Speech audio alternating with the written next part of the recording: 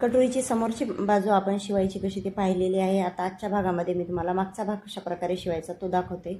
तर बघा, आता इथे 5.5 इंचाचं शोल्डर आणि 2 इंचाची गळारुंदी घेतली आणि खालच्या बाजूला आता आपल्याला काय करायचं आहे, 2.5 इंचावरती गळारुंदी घ्यायची आहे। गळा आपल्याला जास्त डीप घ्यायचा नाहीये, तर मग आपण 2.5 इंचावरती घेऊन अशा प्रकारे बॉक्स करूयात। आणि आता आपल्याला काय करायचं आहे, अशा प्रकारे गळा कट करून घ्यायचा आहे। आता गळा कट करते वेळेस आपल्याला पूर्ण गळा कट करायचा नाहीये, वरची बाजू गळ्याची कट करायची तशीच सोडायची।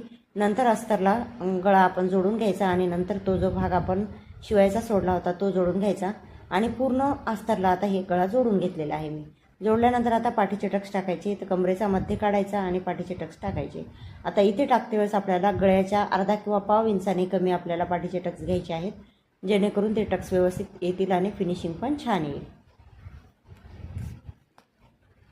त्यानंतर आता दोन्ही टक्स झाल्यानंतर आता आपण काय करूयात, पाठीमागची जी आपला भाग आहे तो भाग आपण सरळ करून घेऊयात।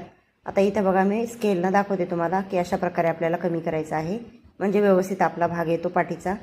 त्यानंतर आता इथे पाठीला पट्टी लावायची, तर पट्टी मी 1.5 इंचाची कट केली आणि ती एक साईड फोल्ड करून घेतली।